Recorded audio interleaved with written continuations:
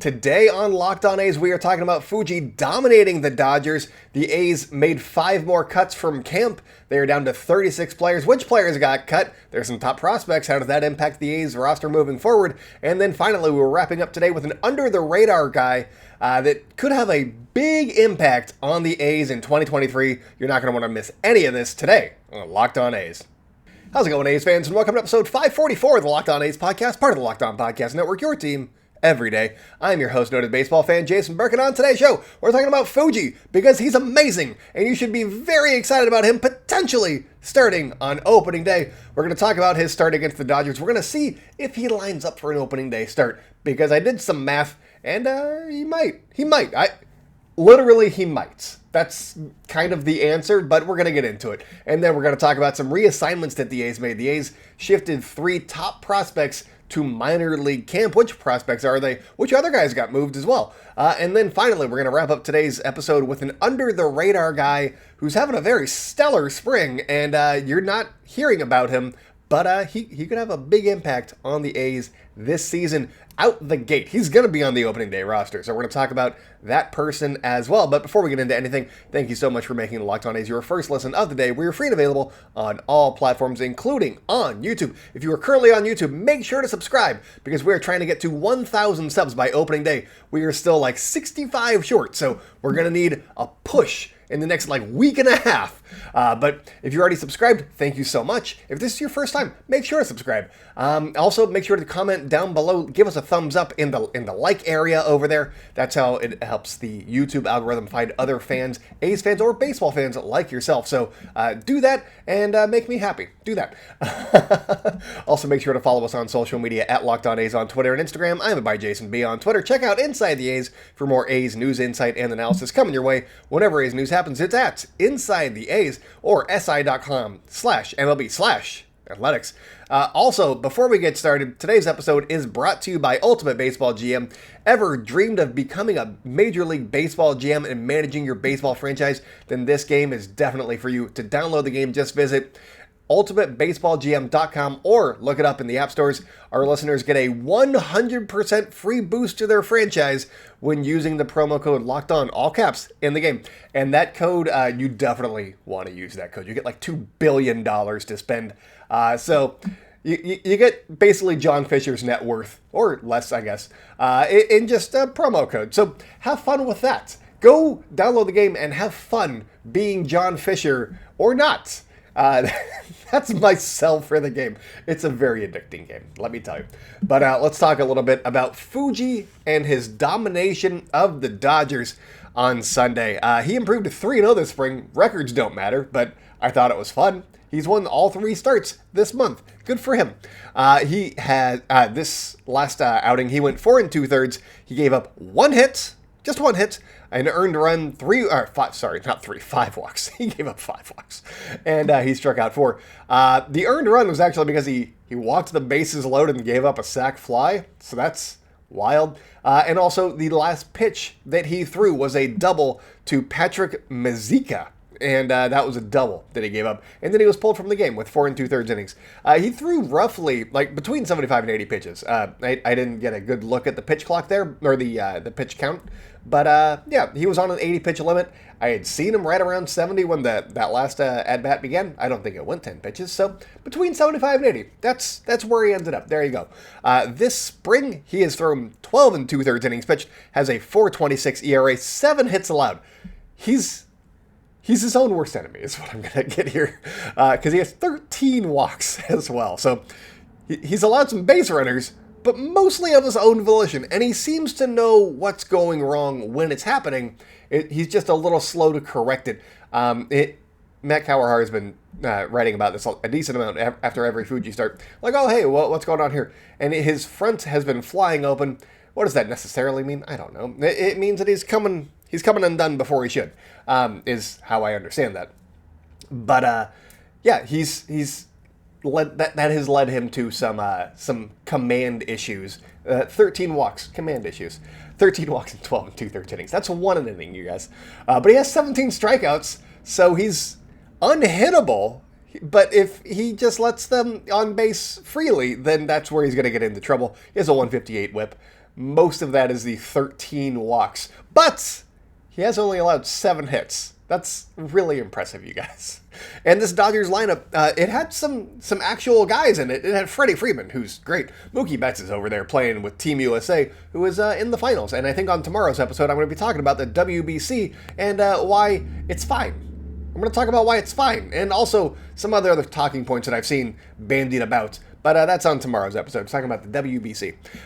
But they had Freddie Freeman in this lineup. They had JD Martinez in this lineup. They had Max Muncy, the first, in this lineup. Not the A's prospect, not the current A's prospect, the former A's prospect, Max Muncy. And then they had Miguel Rojas in this lineup. Also, there's a nice moment where JJ Bleday, I believe, walked, because that's what he does. And then he stole second base without a throw. And Miguel Rojas was over there at second base to greet him.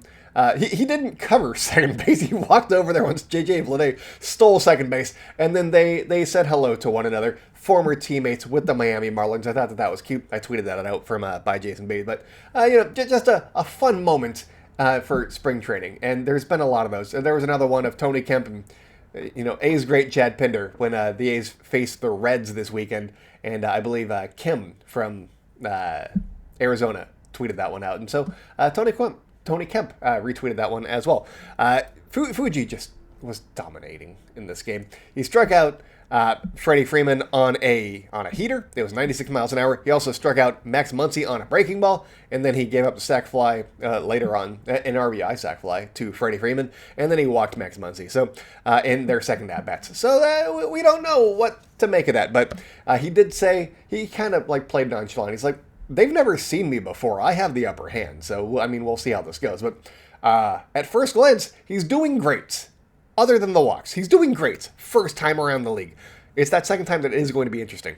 But moving on here, we got Drew Rosinski. He worked a little bit in minor league camp. Both him and Fuji were scheduled to pitch the same day, but they wanted to, get both guys enough work in and also get some bullpen guys some work in actual Cactus League play. So they just had Drew Rosinski throw minor league session again, which is odd because that's a second one. And are they trying to hide him? What's going on here? He's probably fine, right? He's fine, right? But I don't think that he's going to be the opening day starter because of that. It's just a thought.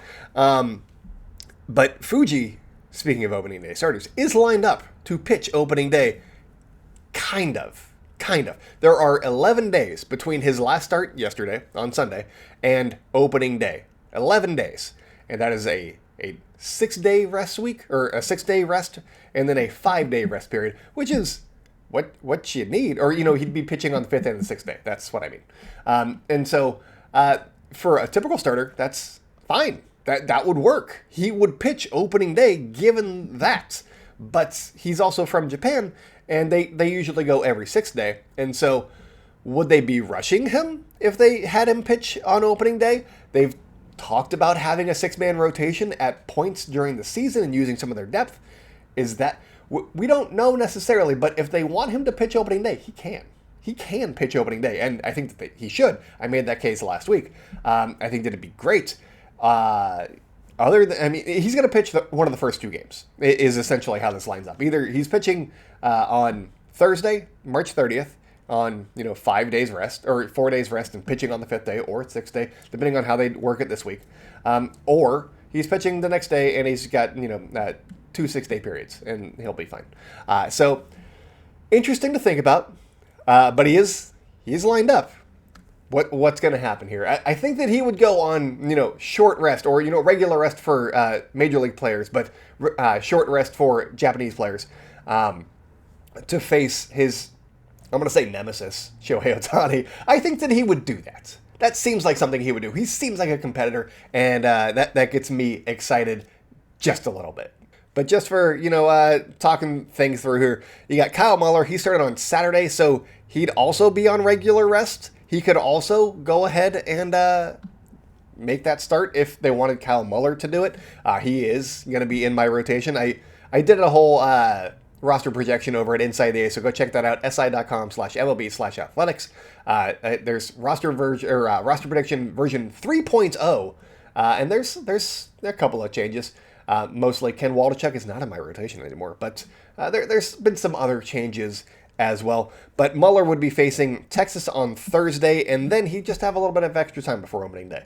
That's how it would work for him. James Kaprielian is lined up for the spring finale in San Francisco, so he's probably not going to be getting the opening day start, which is probably the best option for him because he is still kind of recovering, and you want to give him as much time before he really has to go out there and really do it. So that's probably the best case scenario for James Kaprielian, with something that I talked about at the end of, or during that episode last week. And so I think the Fuji is going to get game 1 or 2, and I'm hoping that it is opening day. But coming up, we're talking about reassignments. The A's reassigned 3 of their top prospects, and then later on we're going to be talking about an under-the-radar guy that you should probably know a little bit more about because he hasn't been talked about, and I'm going to talk about him coming up. Today's episode is brought to you by Ultimate Baseball GM. Ever dreamed of becoming a Major League Baseball GM and managing your professional baseball franchise? Well, your dream can come true, and this game is definitely for you. Manage every strategic aspect of your team. There are a lot of aspects, let me tell you. But you can play through the season and lead your team to glory. You're going to be responsible for hiring the right coaches and staff, manage team finances. You got to scout and draft players. You got to manage difficult personalities. You have to navigate your franchise through free agency and all of the ups and downs of a season. I have tried so many times. I got fired my first go around, and that did not feel great. I went up to my wife, and she was filled with shame that I got fired from my fantasy baseball game, and it was rough. But I've dusted off. I think that I've learned a little bit, and we're still not good, but I haven't been fired yet. So I think that I'm winning at this game. And Locked On A's listeners can get 100% free boost to their franchise when using the promo code Locked On. That is all in caps, Locked On, in the game store. So make sure to check it out. To download the game, just visit probaseballgm.com and scan the code right over here. Look it up in the app stores. That's probaseballgm.com. The Ultimate Baseball GM. Start your dynasty today. Welcome back to the Locked On A's podcast. If you guys are enjoying the show, make sure to subscribe wherever you like to hear podcasts. We are still trying to get to 1,000 subs, so make sure to mash that subscribe button down below. Leave us a comment too. Why not? Say, so good at baseball, so handsome. That in reference to me or yourself, I don't care. Just comment down below. And also make sure to follow us on social media at Locked On A's on Twitter and Instagram. I'm at @JasonB on Twitter. Check out Inside the A's for more A's news, insight, and analysis coming your way whenever A's news happens. It's at Inside the A's, at Inside the A's on Twitter and on Facebook, so you never miss an article over there. But let's talk about some reassignments. The A's trimmed the roster 5 more players. They're down to 36 players in camp. 31 of those players are on the 40-man roster. 4 of those are not. They're non-roster invitees, and 2 of those players are non-roster invitees vying for a spot in the bullpen, and we'll talk about that here in a second. But first, we got Tyler Soderstrom. He was reassigned to minor league camp. He is the A's number 1 pick. Not number 1 pick, number 1 prospect. Number 1. I mean, he's both, but it's fine. He went 8 for 31 in spring training. That is a .258 batting average. He had a .324 on base. He had 2 doubles, a triple, a homer. And then he walked twice, struck out 5 times. Not a bad stat line. He's getting ready for the season. Mark Kotze had said that he wasn't like, his development was paramount in the A's minds, but he was still in the running to be the backup catcher to Shea Langoliers to start the season. They hadn't ruled that out, and I was like, well, why not? If his development's paramount, he's going to be sitting on the bench. That seemed not like the thing that you were saying, Mark, but whatever. He got reassigned, so it's not him. He's not the A's backup catcher to start the season. He might be later. I think that, if the A's trade Jesus Aguilar, he could become a first base option that way, and then he could also play some catcher as well. I don't know. That's one way to do it. Why not? But then you got Ryan Noda, and then they're both lefties. I don't know. It's weird. So I'm intrigued. I'm intrigued by Tyler Soderstrom and everything that he does. He's really good. But Zach Galoff, he is also really good. He's the A's number 3 prospect. He went 7 for 22. That's a .318 batting average. He had a .423 on base. He doubled twice. He tripled, or he didn't triple, sorry. It's 3 walks. He walked 3 times. And he struck out 7 times. The strikeout rate's a little high. Not like super, it's a little high. It's roughly 30%. And they're going to see, he did that a little bit in AAA last year. And they're going to want to see him trim down on the strikeouts just a little bit, maybe to 25% or something like that. He had some power in AAA last season, but they're going to want to see him trim down the strikeouts, I imagine, before he gets the call up to Oakland. So that's something for him to work on. Denzel Clark, the A's number 13 prospect. I think that he's going to be in Midland, but he could start off in Lansing. That's up for debate. But he went 6 for 13. That's a 462 batting average. That's pretty good. He had a good spring, you guys. He had a really good spring. And he's not going to start in AAA or in Oakland, okay? That's just not how that works. It's all about development. You got to hit all the steps, especially in the A system. They're not like the Braves or the Astros of yesteryear, where they would just call guys up from AA. That's not how the A's generally operate. So you got to hit all the steps. He's going to be in Midland at some point this season, maybe to start the season. I don't know. But he had a 632 on base. That is extremely high. Granted, very small sample size, but really good. He had a double, a triple. He walked 4 times. He struck out 4 times. That is good plate discipline in a very small sample size, but I like what I saw from Denzel Clark. Him and Lawrence Butler are just going to have their way with whatever league they're in. If they're both in Midland, which Lawrence Butler should be in Midland, but if Denzel Clark is there, that's going to be some must-watch baseball for you guys. That's a great duo to watch if you want to get excited about some A's baseball. Go watch some Midland Rockhounds. There you go. Also, Galoff, Clark, and the next guy, Jake Fishman, they were all on WBC teams up until recently because all of their teams got eliminated. So now they're back with the A's, and then they got reassigned. So welcome home, guys. But Jake Fishman, he is a lefty. He was signed as a minor league free agent. He was vying kind of for the Kirby Snead spot once Kirby Snead went down with injury or was shut down. And so that we don't know what's up with Kirby Snead just yet, but Jake Fishman was kind of talked about in that role just because he's a lefty. But he had 3 1/3 innings pitched this spring. He had an 8.10 ERA. He gave up 5 hits, 3 runs, walked 3, struck out 5. He is usually a control pitcher, so for him to have basically a walk an inning it's not concerning, but it's not like his best showing. And so they're going to give him some time down in AAA. He'll be fine. And he could be a legitimate option if the A's feel like they need another lefty in the bullpen, or like Sam Moll goes down or something like that, and they need another lefty. It's Jake Fishman. He's probably the guy. Garrett Williams is also around, but I think that Fishman has better command, and he's also been in the big leagues already, so that gives him a little bit of an upper hand on Garrett Williams, who has struggled with his command in the minor leagues, and I think that that's part of why the A's reassigned him last week, is they want to see what he can do over a longer stretch and, make a better judgment from there. And then finally, you got Rico Garcia. He went 7 1/3 innings pitched this spring. He had a 2.45 ERA. He struck out 11. Good stat line, right? He also walked 5. And that is where I think he missed his opportunity right there. The initial opportunity. He is still in the mix as a depth option for the A's moving forward, but I think the opening day opportunity was missed because of that walk rate was a little high.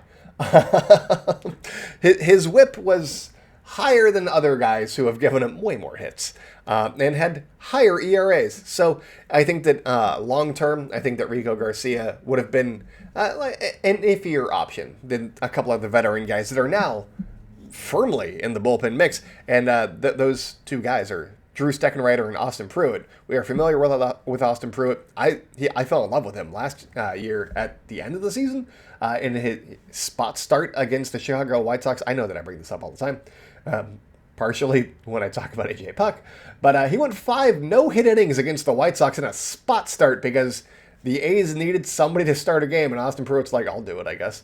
And he was amazing. He threw like 50 pitches, 10 pitches an inning against a team that was scorching hot.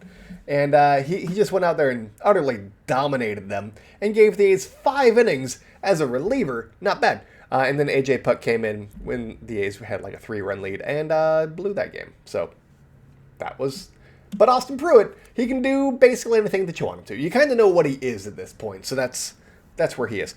This spring he has thrown 5 innings, given up 8 hits, 2 earned runs. He hasn't walked anybody, which is good. And he's also struck out 4. He has a 3.60 ERA and a 1.60 WHIP. So he's been okay. He's been all right. He's still getting ready for the season. But then Drew Steckenrider, he's thrown 8 2/3 innings pitched, which leads me to believe, because he's gotten way more innings, that the A's want him to be the guy, their veteran presence in the bullpen. So I think that Steckenrider probably gets the nod overall, but it's definitely between these two guys currently, because he also has worse stats overall. 8 2/3 innings pitched, 12 hits allowed, 5 earned runs, not great.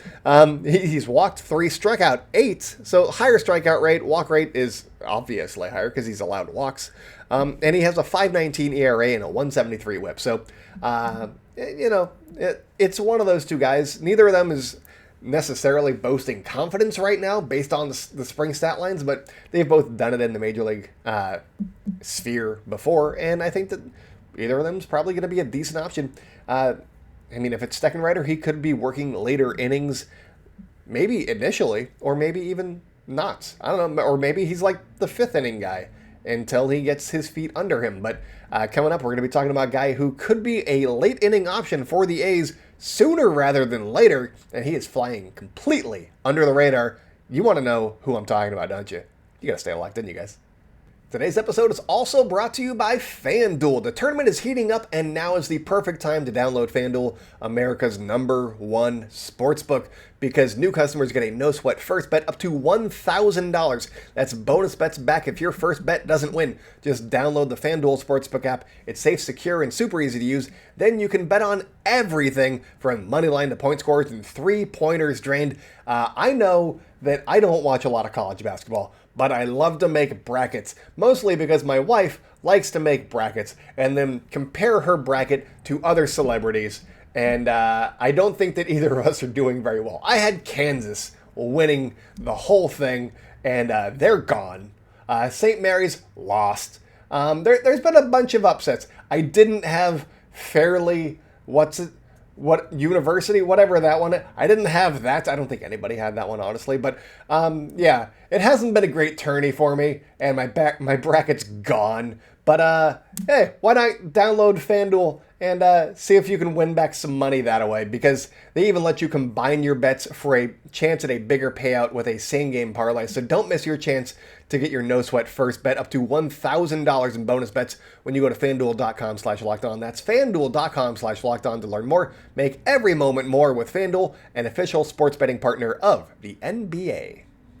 Welcome back to the Locked On A's podcast. If you guys are enjoying the show, make sure to subscribe. If you've made it this far, why not? Just subscribe down below or in your audio podcast platform of choice.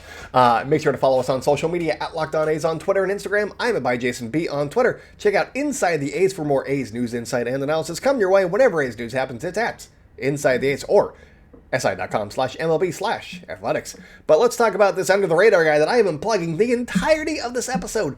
And if you follow Inside the A's, you know who I'm talking about because I wrote about him last night and it posted an hour and a half ago. So get those alerts on for Inside the A's and you'll never miss an article over there at Inside the A's.